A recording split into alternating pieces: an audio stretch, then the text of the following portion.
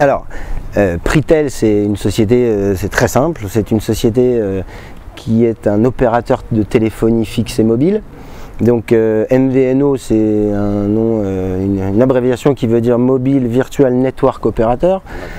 Un SFR, un Orange, un Bouygues, un Free, celui qui a son réseau, c'est un MNO. Il n'y a pas de virtual au milieu, c'est-à-dire Mobile Network Operator. Donc la réalité, la différence entre un opérateur et un MVNO, c'est un V. Alors le V, c'est quoi? C'est que les réseaux ne nous appartiennent pas, ils appartiennent à des gens, ils appartiennent à des opérateurs. Et nous, nous sommes là pour exploiter les capacités réseau de ces gens. Mais le réseau ne nous appartient pas, on paye une bande passante, on paye des minutes, de la voix, des MMS, des SMS, de l'international. Aujourd'hui, donc Pritel a pris le partenaire réseau qui s'appelle SFR. Donc aujourd'hui, les communications sont transitées sur le réseau d'SFR.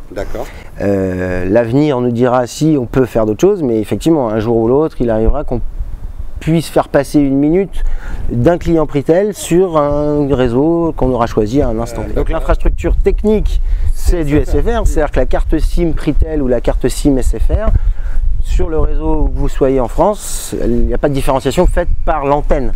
L'antenne, elle voit un numéro qui a le droit de transiter par l'antenne, et qu'elle soit Pritel ou qu'elle soit SFR, c'est la même chose. D'accord.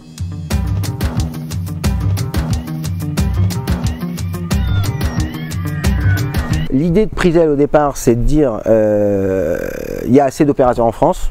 C'est pas la peine d'aller concurrencer, de dire je vais faire une offre 1 euro moins cher. À l'époque, rappelle-toi, c'est l'époque de Télé2 Mobile, quoi. C'est le départ, tout le monde a les starting blocks, et Télé2 Mobile arrive en France avec une offre 1 euro moins cher qu'Orange. Bon.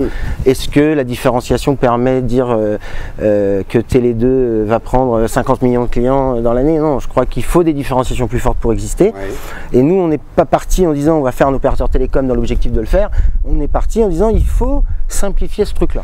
Donc l'idée c'était ça, et l'idée elle est partie là-dessus en disant il faut absolument qu'on fasse non pas un forfait, enfin je m'adapte à mon forfait, c'est mon forfait qui doit s'adapter à mon usage. Quand j'ai besoin de déménager, je loue un petit camion, et puis quand j'ai besoin d'aller vite, je vais perdre une voiture, et puis quand j'ai besoin d'aller au bureau, j'ai besoin d'une petite bagnole. Bon c'est pareil. Donc on est parti sur ce concept-là, et puis finalement, depuis 8 ans, on est resté dans ce sillon-là. Et donc l'ensemble des offres de Pritel aujourd'hui, et principalement c'est le principe de modulo, enfin qu'on appelle modulo, qui s'appelle modulo, c'est que en fonction de la consommation que je vais avoir le mois qui vient de passer, eh bien il y a certainement un forfait adapté à ma conso, qui va me permettre d'adapter mon prix à mon besoin. Et de ne pas dire, non, j'ai pas d'argent, j'ai peu d'argent, donc je vais mettre 20 euros, donc je vais avoir droit à 2 heures et à je sais pas quoi, il y a 200 mégas, mais il y a peut-être un mois, j'ai peut-être besoin de plus, puis j'ai peut-être un mois, j'ai peut-être besoin de moins. Donc, on s'est dit, on va créer un modulo. Modulo, c'est super simple. Tu commences avec 1 heure et 60 SMS pour 2 euros, et puis on va jusqu'à de l'illimité, jusqu'à 1 giga, pour 24 euros par mois, 25 euros par mois. Et au milieu de tout ça, il y a une vie.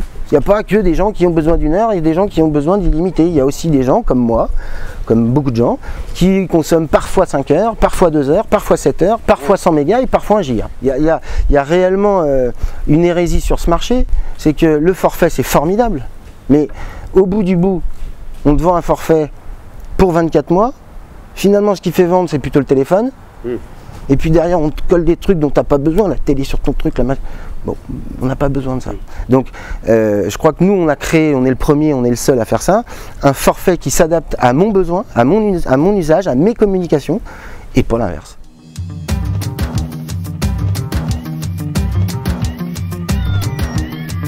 Alors aujourd'hui ça paraît évident à tout le monde qu'il y a effectivement une séparation entre le téléphone et l'abonnement. Et depuis 10 ans, 15 ans, les opérateurs ce qu'ils font c'est qu'ils nous vendent des forfaits sur 24 mois en disant dans 23 mois et demi tu auras besoin de 2 heures. Donc tout le monde, le marché a basculé vers, si on avance un peu sur ce qui se passe là depuis 6 mois, on résout le problème. On dit puisque le forfait effectivement c'est compliqué, on va donner de l'illimité à tout le monde. Alors, ok, ça c'est un parti pris, moi je trouve ça pertinent, c'est vrai, mais en réalité, personne, il y a 2% de la population qui a un besoin d'illimité 24/24 pendant toute l'année. En vrai de vrai, c'est pas vrai. Tu n'as pas un besoin de consommation illimité. Alors ce qui veut tout dire et rien dire, parce qu'en fait c'est bloqué, c'est pas bloqué. Donc on va dire de la consommation à gogo, on n'a pas tous ce besoin-là. même un pro, même un particulier, même quelqu'un qui parle beaucoup, il y a des bugs chez eux. Enfin, alors là, on nous vend de l'illimité mobile, l'illimité fixe, on se fait des bundles, mais moi je suis pas collé au téléphone fixe, mobile, 24/24 quoi. C'est pas vrai ça. Donc, on passe d'un modèle où le forfait, tu devais t'adapter à ton forfait, à un nouveau modèle où on dit, bah vas-y, tire sur la pompe à Coca 24/24/7/7. Bon, ok, très bien, c'est le début, alors c'est l'euphorie, mais en réalité, nous on pense que dès cette année, dès fin de cette année, les consommations, les gens, le comportement des utilisateurs, aujourd'hui il y a une explosion, puis ça va se restabiliser, et finalement on va se rendre compte que l'illimité c'est très bien pour une partie de la population. L'illimité data, c'est très bien, l'illimité data, le pseudo illimité data, c'est très bien pour une partie de la population aussi. Mais dans tout ça, chaque individu a un comportement différent qui fait qu'il lui faut de l'adaptatif.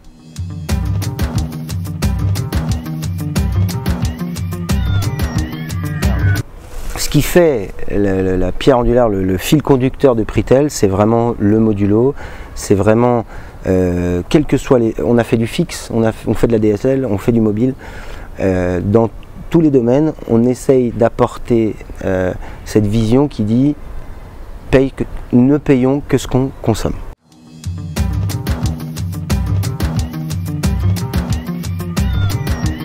En fait, tout ce qui a faible valeur ajoutée, c'est pas chez nous. D'accord. J'explique.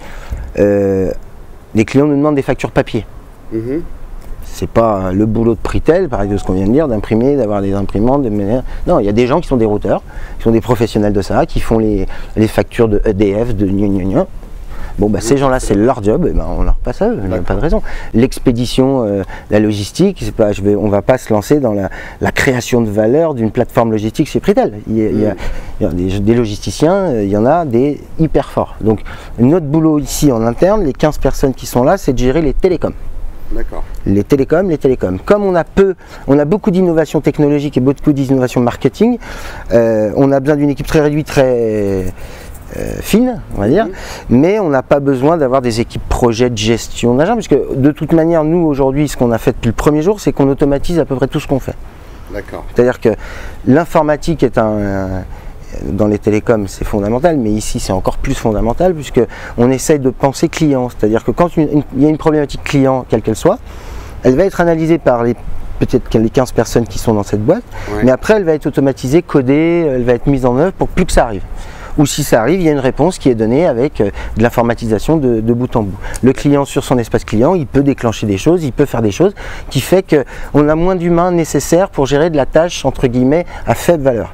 Par contre, le job à forte valeur, c'est de résoudre des gros problèmes, avant de lancer des nouveaux produits, garder cette logique d'innovation perpétuelle. Donc petite structure, gros service client, beaucoup d'informatique pour nous aider à faire ces tâches-là, ce qui fait qu'au bout du bout, le client, il paye moins cher.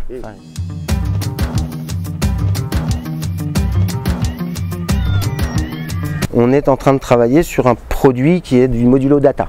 D'accord.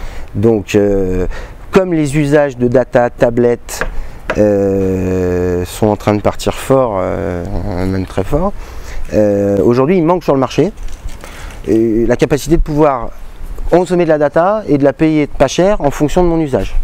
Je suis en vacances de la Toussaint, je vais dans ma maison de campagne, je sais pas de quoi, j'ai besoin de je l'ai pas là-bas, donc j'ai besoin de ma 3G. Je rentre à Paris, j'ai un mois dans le four, je vais travailler comme un fou, je la pose, je l'utilise pas, il faut que j'ai un produit qui puisse faire ça.